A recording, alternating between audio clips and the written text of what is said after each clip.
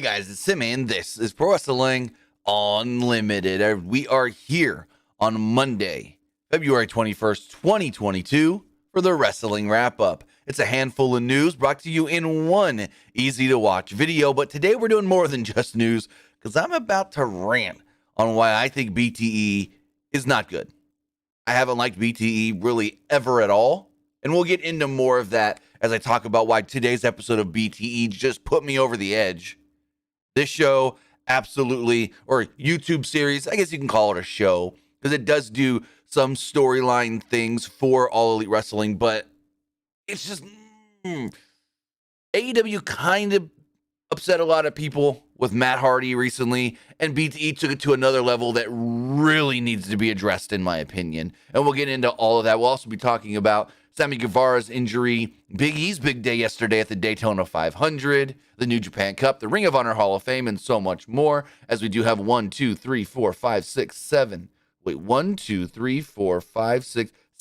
news stories for you here today. But with that, I want to say thank you for joining me here, twitch.tv/PW Unlimited, youtube.com/Pro Wrestling Unlimited, and twitter.com/PW Unlimited. Remember, if you are watching on Twitch, you can help us out a couple of different ways. You can help us out in the live chat by hitting that donate button down below, donating Twitch bits, and getting your questions read live on the air there. Also, remember, you can put a bit donation in, or better yet, subscribe to the channel on Twitch, because you got one of two different ways. You can either subscribe with a tiered subscription, just like Rosario9248 recently did for 12 months, or if you say, I ain't got the extra cash, I'm already paying old Uncle Jeff Bezos for Amazon Prime, whether that's Prime Video or Prime Shipping, well, you're in luck. Because if you pay for Prime Video or Prime Shipping, whatever version of Amazon Prime you're using, well, you get Prime Gaming. Take that Amazon Prime account, take that Twitch account, link them together, bada bing, bada boom, you've got Prime Gaming. Prime Gaming gives you a lot of cool things like free games, like free stuff for games. Sorry, I saw a comment in the chat. Since Saturday, I will be talking about that briefly. You get free games through Prime Gaming, free stuff for games, and you always get one free subscription to any Twitch channel that you want to subscribe to throughout the month, and I'd greatly appreciate it if you subscribed right here, Pro Wrestling Unlimited. But on the flip side, if you're watching over on YouTube, you can help us out over there as well with a super chat or a super sticker donation. Also, remember, all super chats do get read live on the air, and you can subscribe. You get early access to news, non-news videos, podcast episodes, and so much more by hitting that join button down below. It really helps us out, but you can also get all of that, but more directly support us at patreon.com/PW Unlimited, where we will be doing there and for channel members a Q&A. Nick and I will be answering questions, whatever questions you do have. Once we do curate enough questions to actually do a decent episode. We got a couple questions now, but we need more to do an actual decent length video there of questions.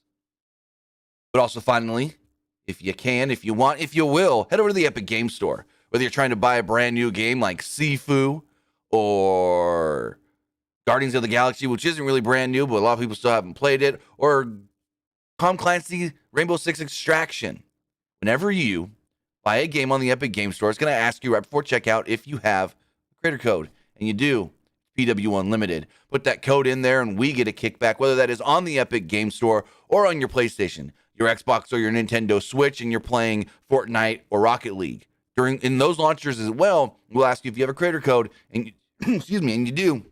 It's PW Unlimited. Also, since Saturday, we would like the Q&A to be mainly wrestling related, but if you want to ask us non-wrestling questions, we'll answer those as well, as long as you are subscribed as a YouTube channel member, part of the Unlimited Army, or on patreon.com/PW Unlimited. And if you got a chance and you haven't done it yet, right here on youtube.com/PW Unlimited, maybe Huey and myself did review Elimination Chamber. So maybe if you need something to listen to before tonight's Monday Night Raw, head over there. We got about an hour and a half review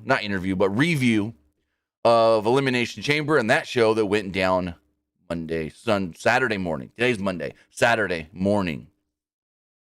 But with that, as we begin, I got to talk about this BTE because it's pissed me off this morning. It pissed me off. So we all know everything that went down with Jeff Hardy in WWE. There was a live event recently. I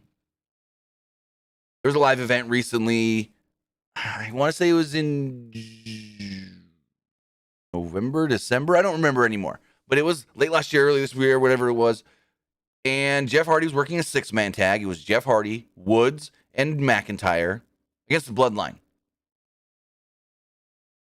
And when Jeff Hardy was in there, they say, and there's video of this match, they say he was acting sluggish. He tagged himself out, rolled off the apron, jumped into the crowd over the barricade, and left. People started saying that was, and thank you, Rick Zone. This says November.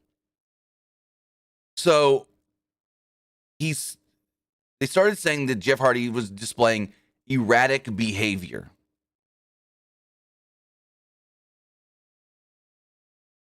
And in that erratic behavior, they drug tested him, thinking maybe he was on something.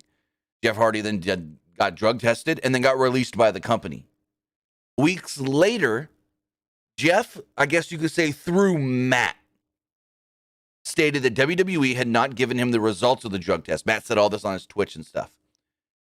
And that he and his wife had to go through different channels or whatever to actually get the results of the drug test back because Jeff knew he was going to come back clean. We got all that out there, right? Erratic behavior at a live event. They drug tested him. They released him. He didn't get the results of the drug test. He said WWE was hiding the results because they came back clean. Well, then, I want to say 2 weeks ago, and you can correct me in the live chat or the comments before or below, on Rampage, I think it was Rampage. No, it may have been Dynamite against Keith Lee. Isaiah Cassidy was in a match. Matt Hardy was like, "This is your last chance.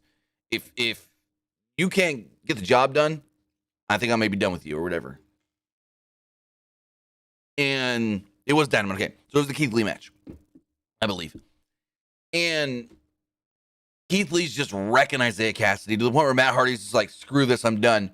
Jumps to the barricade, walks out through the crowd, and Excalibur has to go, "Well, Matt Hardy here is displaying some erratic behavior, walking out on this match," and Isaiah Cassidy. And I go, "No, they did not. No, they did not." A lot of other people were like, they went too far. They should not have done that. But then BTE this morning goes even farther. So BTE starts off, and usually I don't watch BTE. I'm going to say that right now. Usually I don't watch Being the Elite. It doesn't fancy me. I'm not the demographic. I don't find it funny. Rarely at all, ever. And I probably rarely at all, ever in the entire history of the show, ever really found it that entertaining or funny. Like, there was a stupid segment on there today where Leva Bates was trying to reach a drink on top of a refrigerator deal. She couldn't reach it, and Cesar Bononi grabbed it, and then she's like, "Hey, I was trying to get that." And he just walks off with the drink. She then hides up on top of this scaffolding thing, trying to drop, I guess it looks like tongue depressors in a little container on Cesar Bononi, but she accidentally drops them on Peter Avalon. And then they're like, "What was that for?" And then she like kicks Cesar Bononi, like an Orange Cassidy type kick. Then she kicks JD Drake and then runs off. And Cesar Bononi's like, "I always knew she was one of them carny bitches." And I'm like, is that supposed to be funny? But regardless, so the show opens up and they're like, "We got to talk about the elephant in the room." The episode today is called Matt and Nick Explain It All. Like, "We got to talk about the elephant in the room and this and that and da-da-da-da-da." And Matt's like, "I'm never getting my Jordan Dior's back," or whatever these damn stupid shoes are going to be. He's like, "They're lost forever." And Nick goes, "Yeah, and I've got some pressing information. I got an email last night about something that I really need to talk about. American Airlines lost my bag and I'm never getting it back. And this is bad." And then they like walk off. And Brandon Keller goes, "Wait, elephant in the room? You mean we're not talking about Cody?" And I was like, okay, whatever. So then there's this segment. I'm going to pull this up here. I'm not going to play the video, but I just want to do little screenshots from it. So if we can pull this up here. This is, I guess that's Jose, I think. You can correct me if I'm wrong. The manager of Andrade. And he goes to Matt. And he's like, "Big Money Matt, we need to have a talk. Someone needs to speak to you." He's like, "Oh, okay, sure." He's like, "Big Money Matt, you're so great." And the Bucks are standing there as they walk up the ramp. And they're like, "We need to talk to you, Matt. We need to talk to you about your recent erratic behavior." And then they both produce little cups and they go, we need you to pee in these cups. We need to test you for your pee to make sure you're not on anything. And he's like, excuse me? You want to test me? I know this is going to come back clean. Like, we need you to pee in both cups. And Matt goes, right here? You want me to just pee right here in front of everybody? They're like, we don't care where you pee, but we need your pee. And Matt's like, no, because I know I'm going to come back clean. And I know you're not going to give me my results. And this is all a sham. And he knocks the cups out of their hands. And Matt Jackson goes, well, I'm going to get some yellow pee one way or another. And I'm like, you got to be fucking kidding me right now. They literally took all the Jeff Hardy stuff and made it a bit on BTE. This is ridiculous, stupid, dumb. When are they going to stop? You're not. How do I phrase this? Don't let WWE dictate what you do. You're your own fucking company. You're your own company. Fuck what WWE's doing. Why does everything these fuckers have to be in reaction and a jab at the WWE? And I see Sin Saturday here, and I'm agreeing. I'm surprised Matt was even okay with this, and I totally agree with that. I'm surprised as well that Matt was okay with that. But it is getting to the point, 3 years in now, why does everything almost once a week or more that they do have to be a jab at fucking WWE? I'm trying in my personal life to cuss less, but this really, it's so dumb.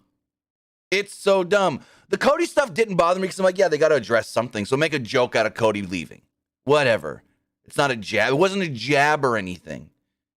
It was just them thinking, oh, well, Cody's gone. Our shoes and our luggage is more important. That's fine. But to bring up this Matt Hardy and Jeff Hardy stuff, this Jeff Hardy stuff, actually, doing it on TV, a lot of people were not happy with that. When Excalibur did the whole, well, Matt Hardy just jumped the rail in expressing some erratic behavior. And people were not happy with that. And then going this far today, I haven't checked Twitter to see what people are saying. Or the comments on that video, which maybe I should, just to see if anybody's saying anything. Let's go to BTE right quick and just check. But it's just, enough is enough, I feel like. Why does everything they do need to be in response to and need to be a jab at WWE? Why? Why? They've got great talent there that can tell great stories and are very creative. So why do you have to be very reactionary to them? Why does everything need to be reactionary over there? I get it. You're probably getting Jeff Hardy in a month or less than a month. Jeff Hardy, there's conflicting reports on when Jeff's deal, no compete is actually up. Meltzer said March 2nd, which is a week from Wednesday. But if you do the math of when we think he was released, that would be the 9th. But he could have been released a week before the news came out. So in the next 2 weeks, Jeff's clean or clear. Not clean. Wrong word used there. Cleared. And no compete up. But it's like, why do so many things that they have to do have to be reactionary to WWE? Especially after that Kenny Omega interview this weekend with Dave Meltzer, where he said, oh, the Bucks and I never wanted this to be a war. But Cody, over there in the Codyverse, he kind of made it a war. Cody ain't there. Cody hasn't been working on BTE basically for 2 years. I don't remember the last time I saw Cody on BTE. It's probably been 3 years. And to say that we didn't want it a war between us and WWE, but maybe, Cody and his Codyverse did. Bro. Cody has nothing to do with BTE, and BTE a lot of times is reactionary to WWE. That's called a war right there, Bubba. So I don't get it. I don't understand it. It's dumb. Why do they always have to take shots at WWE? It's like they can't have enough confidence in their own stuff and just creating their own storylines to be like, we can do this and this, but we're going to get a better reaction if we respond to WWE. No. Also, Gabriel, we don't know 100% that it's March 9th, the day that Jeff Hardy no compete is up. Because Yes, March 9th is 90 days from when the news came out that he had been officially released by WWE. But for all we know, he got that official release a week early. And so if that's the case, a week earlier than the news dropped, if that's the case, then the second could be the day that he's free. Also, the Codyverse is what a lot of people, including people in the company, and Kenny Omega even said it in the Meltzer interview, is the Codyverse is basically Cody's storylines. A lot of people always say that Cody just books himself in storylines that has nothing to do with anything else, like the QT Marshall stuff. So they call it the Codyverse, where things in AEW with Cody, what's the word I'm looking for, exist in a circle, in a bubble. And they never really spill outside that bubble. Like Cody and QT Marshall, Cody and Anthony Ogogo, Cody and Aleister Black. Never, ever, ever drop out of the circle, drop out of the Codyverse. Never splinters off and goes, well, this Cody storyline now affects this that has nothing to do with Cody, but, future building. Like, say, you have a really good match with the Young Bucks and FTR. FTR, pick up the victory, and that propels FTR to bigger and better things. Well, we saw like the Cody Anthony Ogogo stuff where, the Cody Aleister Black stuff where Aleister Black picked up the big win over Cody, but it didn't propel him to anything bigger or better or different. He was still right there where he was. So that's why they call it the Codyverse, because Cody does a lot of things in his bubble. But I do want to say thank you to Clayton for the subscription, joining the memberships here on YouTube. I really do appreciate that. But again, this really just grinded my gears, as Peter Griffin would say. Why do you have to be not just so reactionary to WWE, but bring that up? We have seen far too many companies now, not too far too many, it's just WWE and TNA, use Jeff Hardy's personal demons in storyline, and it's enough. I thought AEW would be different and not do it. They're doing it. They're doing it.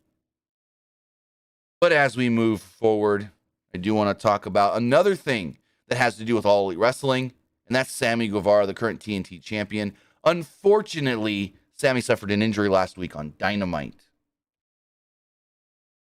Last week on AEW Dynamite, Sammy Guevara defended the TNT championship against one Darby Allin in a fan-freaking-tastic match. I absolutely loved this match. I thought this match was great. I thought this match was fantastic.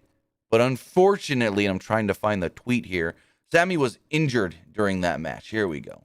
Sammy was actually injured during that match. And I'm going to pull up his tweet right here that he did tweet out, I want to say Saturday morning. Finally able to open my eyes. I suffered a scratched cornea on Wednesday. All respect to Darby. We came into the company with everything to prove, and in 3 years, we have shown that we not only belong, but we are this place. Every time I'm on your TV, I'll give you a show, I promise. We do not know the severity of Sammy's injury here, but he suffered a scratched cornea. Sometimes you recover within a day. Sometimes you recover within a week. Sometimes it takes longer.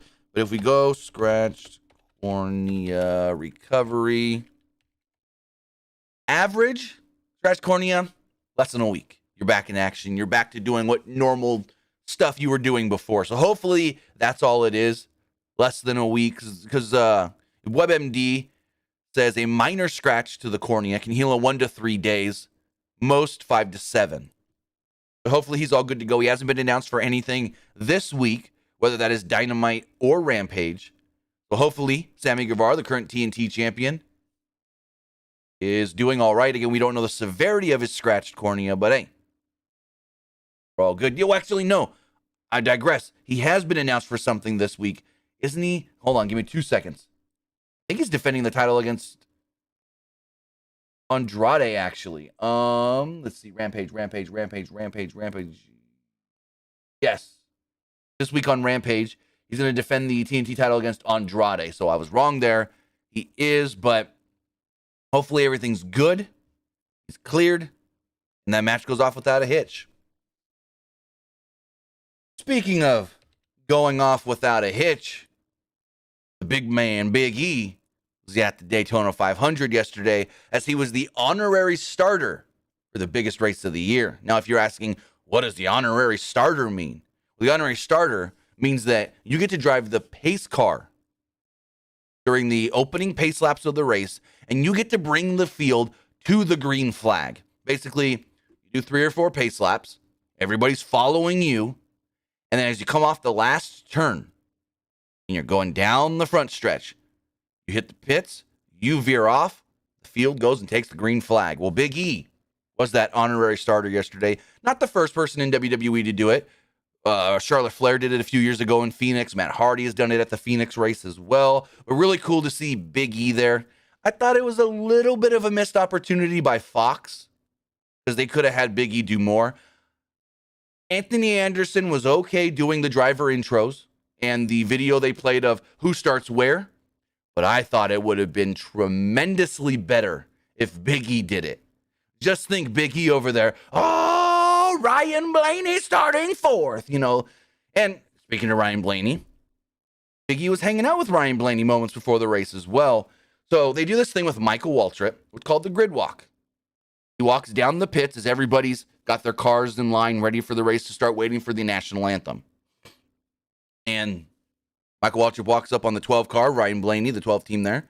Big E standing there. Big E's like, oh, we got Ryan Blaney here, who's the last person to win at Daytona and won 3 races last year. And I'm like, hey, okay, cool. And commentary goes, man, Big E really knows this stuff because A, Ryan Blaney was the last person to win at Daytona, and B, Ryan Blaney did win 3 races last year. So either Big E keeps up with NASCAR or he was fed lines. But either way, Big E was really cool yesterday. It was really cool seeing Big E at the race yesterday. We do have some pictures that he has posted on his Twitter that I'm going to bring up. So we've got these. He hung out with country megastar Luke Combs, who performed a concert before the race. And then he got to answer some questions for the media. He got to take pictures with the actual trophy, the Harley J. Earl trophy that you get for winning the Daytona 500, which is really cool. We got Big E right here with the car. You got Big E here with Kurt Busch, driver of number 452311 car. And yeah, there was other pictures like the WWE posted and stuff as well. But really, really cool. Really awesome. And this was all a thing done by Fox. Fox broadcasted the first half of the NASCAR season, and they brought out Big E to drive the pace car. They got this deal done 2 weeks ago. NASCAR was in LA doing a race at the LA Coliseum, and they had Sheamus come in to actually wave the green flag to start that race. And speaking of the Daytona 500 in WWE, last year's Daytona 500, Sasha Banks waved the green flag to actually start the race. So again, really, really cool. Really, really awesome that Big E was there to do it. I just thought it was a missed opportunity. Again, nothing on Anthony Anderson and the video he did to run down the field in the starting positions for the race. But I thought it would have been leaps and bounds better if they had Big E do it. I mean, he was there. They could have filmed it. I mean, they filmed Anthony Anderson do it. I don't know where they actually had Anthony Anderson film it because he was just inside some little studio room.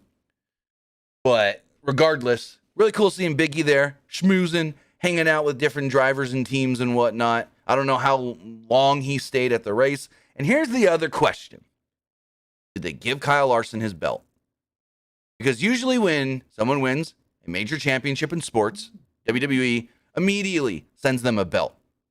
Last year, or actually 2020, Chase Elliott won the championship, and they didn't give him his belt to the Daytona 500. They had the Street Profits at the race, and they didn't give him his belt till then. Well, I haven't seen anything on if they had Big E give Kyle Larson his belt. Come on, WWE. Where is Kyle Larson's custom WWE championship for winning the 2021 Monster Energy Sprint Cup Series championship? Just saying. Just saying. Yes. Well, no, Kay Ballard, you are wrong. John Cena did not wave the green flag for the Daytona 500.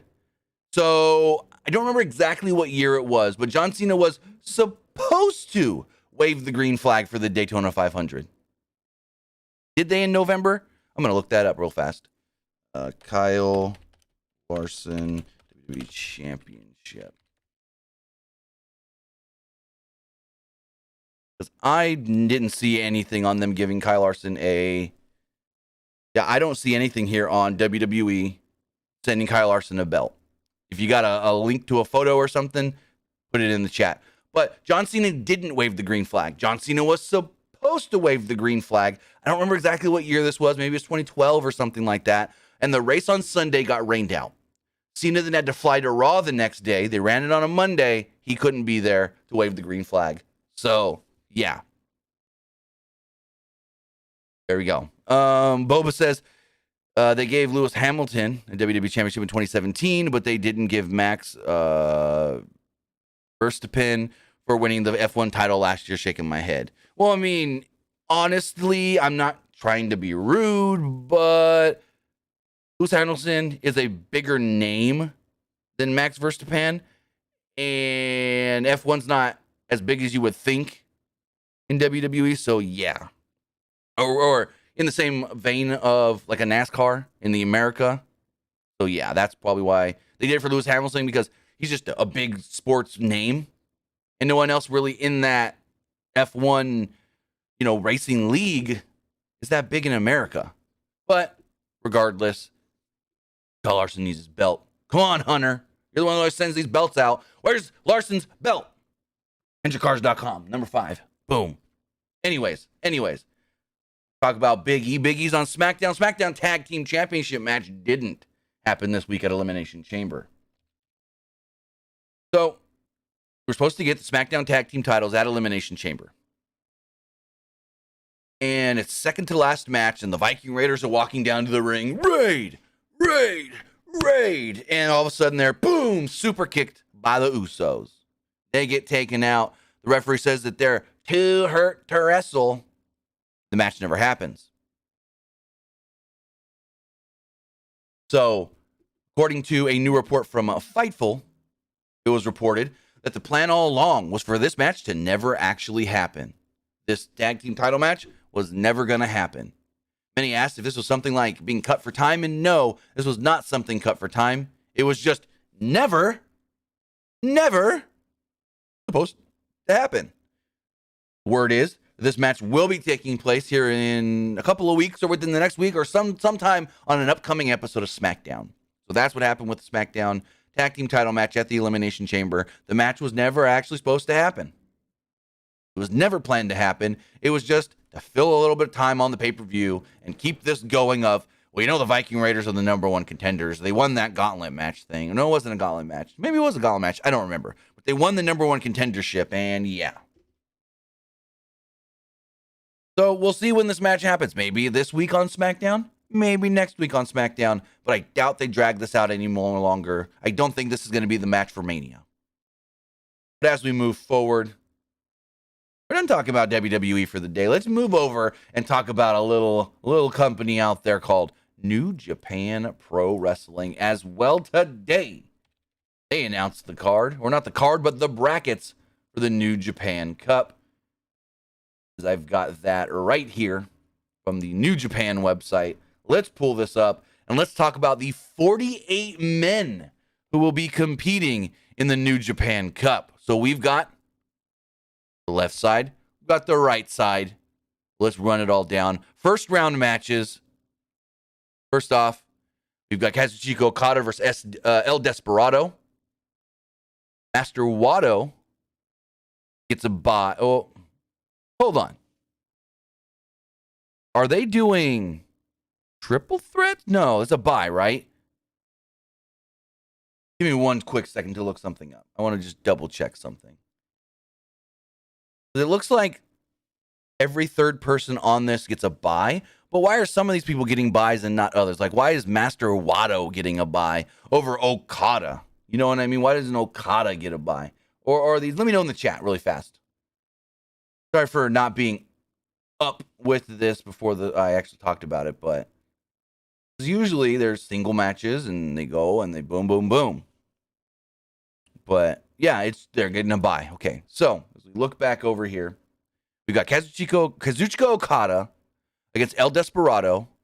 Winner of them moves on and faces Master Wato. We've got Toru Yano and Taichi. The winner of that will move on to take on Hiroshi Tenzan.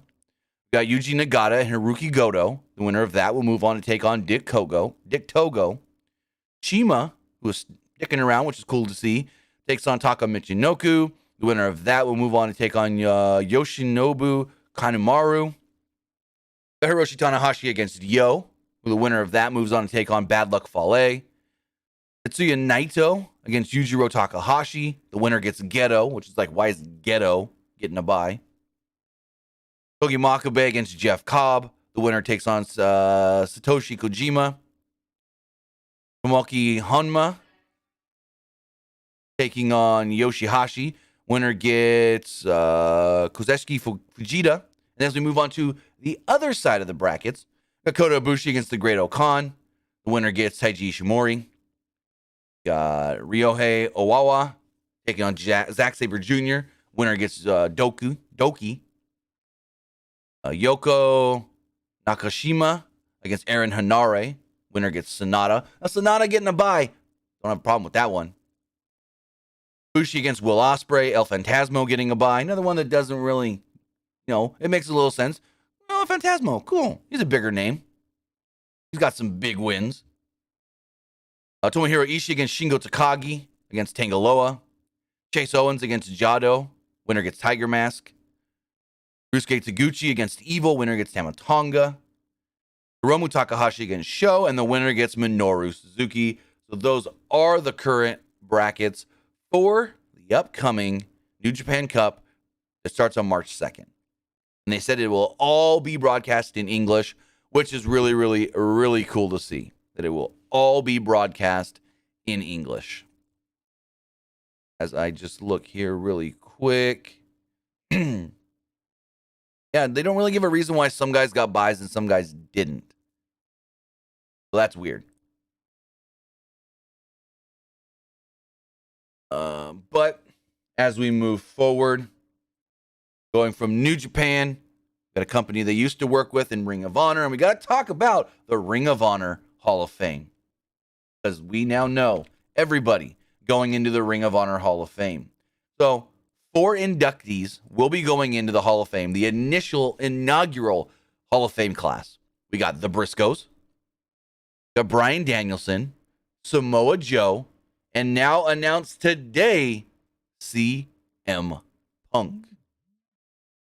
In a press release available on Ring of Honor's website, they did state the following. Ring of Honor is proud to welcome CM Punk, one of the most charismatic and compelling performers in Ring of Honor history, into the ROH Hall of Fame.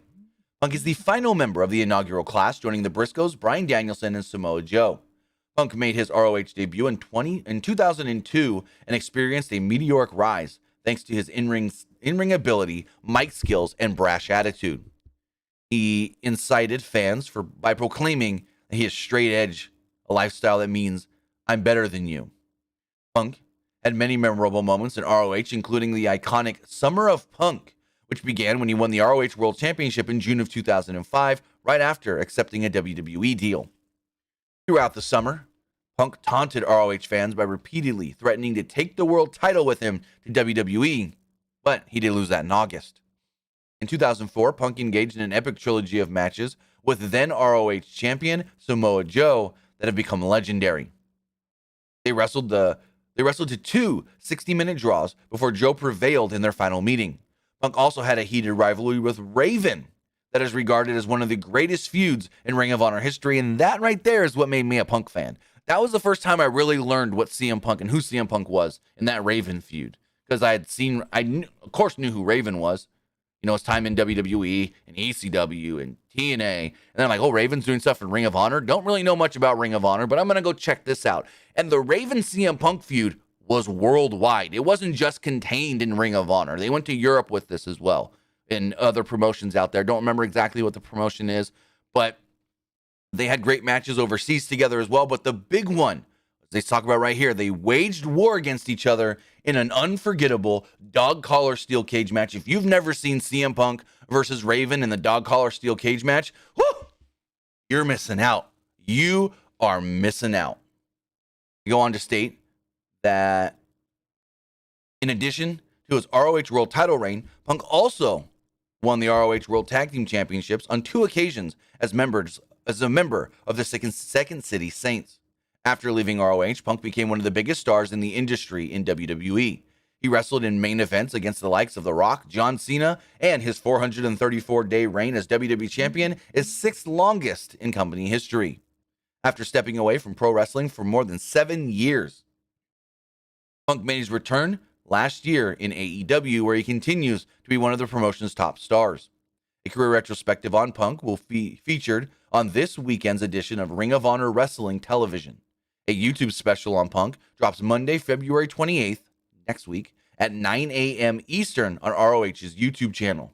A special Hall of Fame episode of Ring of Honor Wrestling featuring all the inductees airs on TV the weekend of March 5th.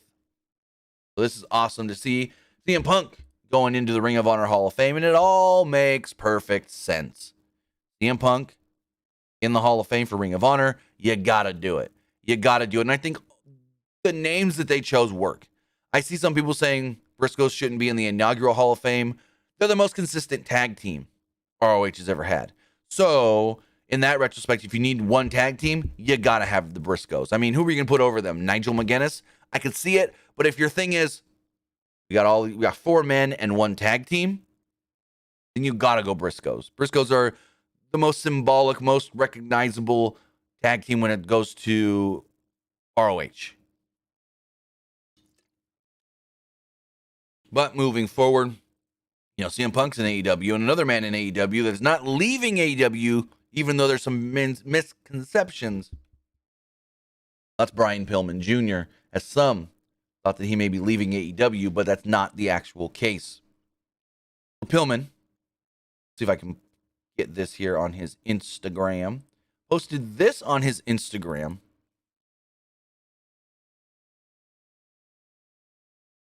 yesterday, where it states, 13 months ago, I moved to Jacksonville to chase my dream of becoming all elite.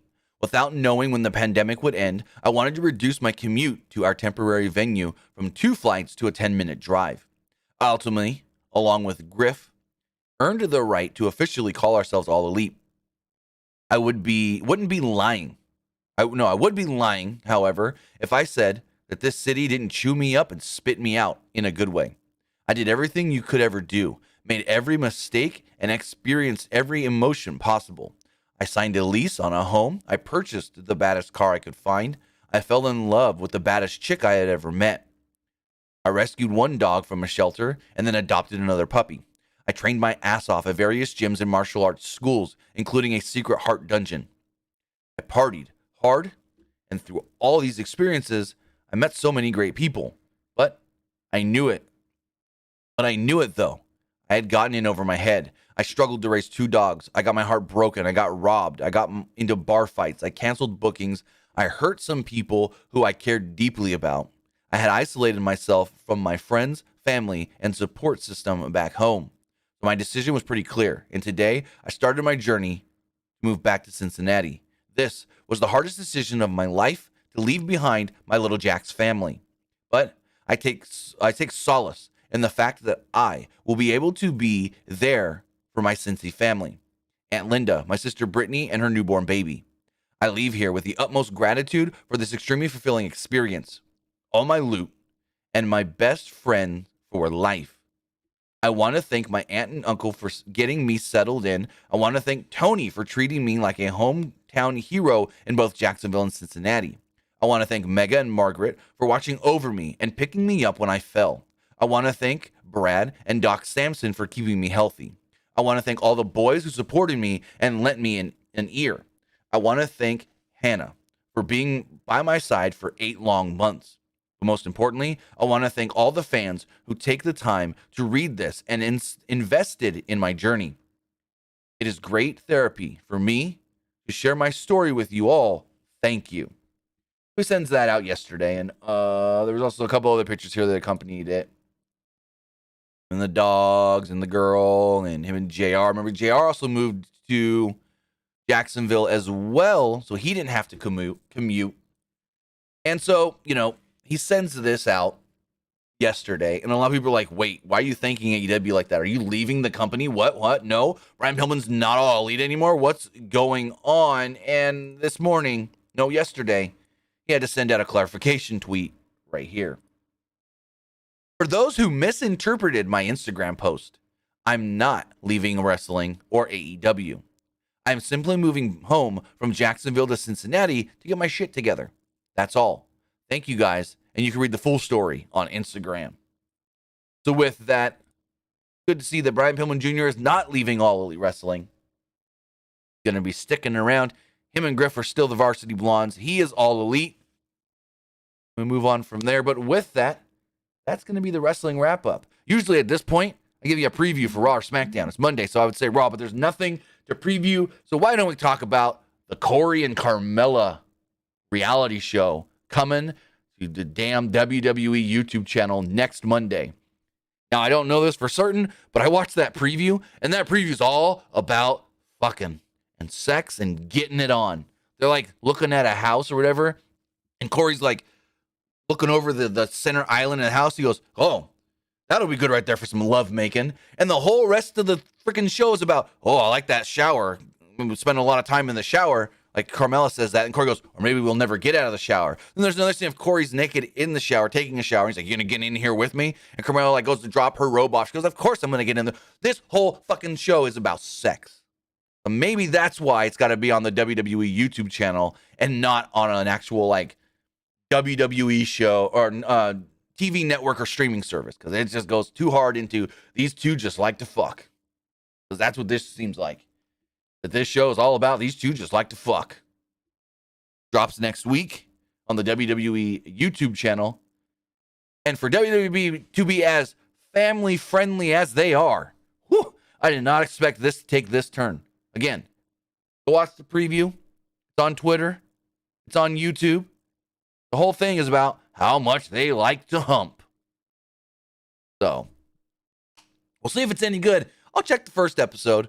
I like Ms. and Mrs., but I don't know if this can be compared to Ms. and Mrs. But kids, I don't know if they should watch. They're not going to show any nudity, and I don't think they'll show them humping. It's on YouTube, so they can't. But as much as this trailer was all about fucking and humping and screwing, Jesus freaking Christ. But with that, I want to say thank you for joining me here. Twitch.tv/PW Unlimited, YouTube.com/PW Unlimited, and Twitter.com/PW Unlimited. Remember, we'll be live tonight following whatever goes down on Monday Night Raw. It's the fallout from the Elimination Chamber and the build, because we're on the straight track to WrestleMania, the most stupendous two-night WrestleMania that there's ever been. So with that, guys, have a great rest of your Monday. I'll see you later for the Monday Night Raw review. Have a good